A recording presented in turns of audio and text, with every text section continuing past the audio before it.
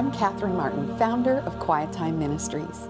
And every day I have the privilege of meeting alone with the one who actually created me, who made the world. His name is Jesus, and he is King of Kings and Lord of Lords. And this is my quiet time. Has God asked you to surrender something that meant a lot to you? And maybe you've wrestled with that surrender, and now you are in need of an encouraging word to keep going. Well, in my quiet time, I have found great encouragement from the example of Abraham. If anyone was asked to surrender something precious and meaningful and important, it was Abraham. God called to Abraham in Genesis 22, verse 2, and he said, "Take now your son, your only son, whom you love, Isaac, and go to the land of Moriah and offer him there as a burnt offering on one of the mountains of which I will tell you." Now, as I read God's words to Abraham, in one way, I am just completely blown away by the request. From the human side, it's incomprehensible. And here, I think we need to lay it down when it comes to God's requests of us, because our minds simply cannot comprehend the ways or works of God. And that's not just me saying it. God says the same thing in Isaiah 55, 8 and 9. "For my thoughts are not your thoughts, nor are your ways my ways, declares the Lord. For as the heavens are higher than the earth, so are my ways higher than your ways, and my thoughts than your thoughts."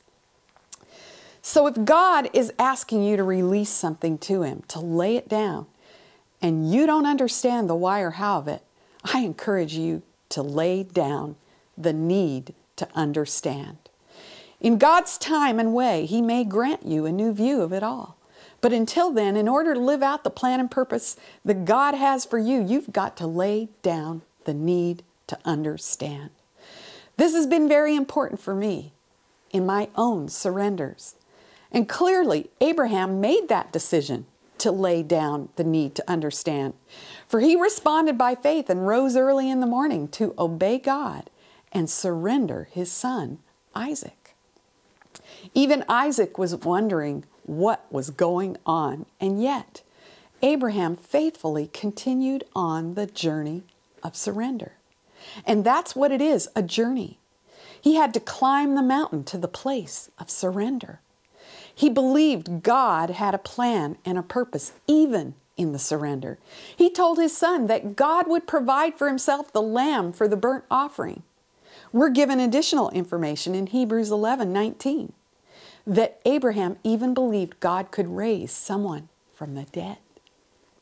I wonder if you will believe God and his promises, even in the midst of your great surrender.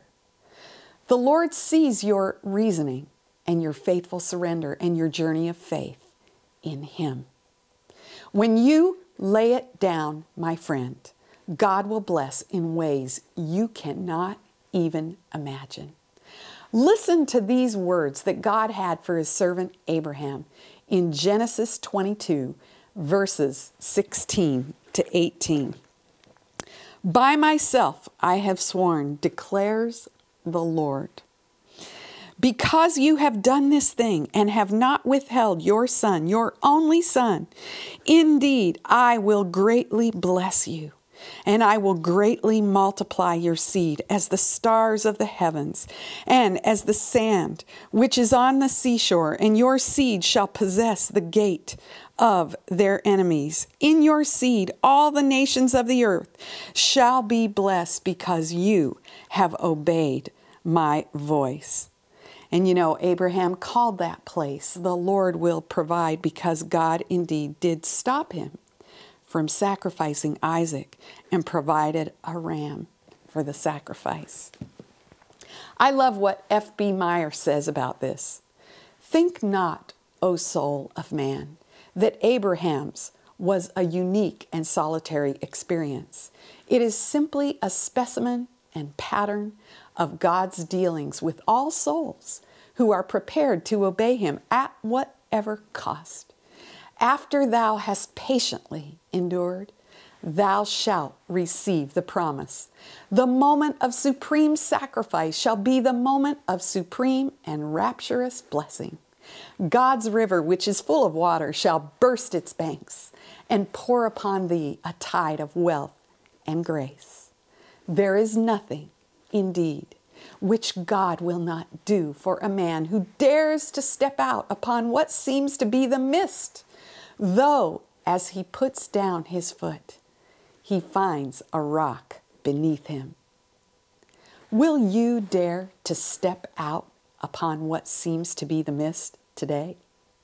Lay it down, my friend. Don't be afraid.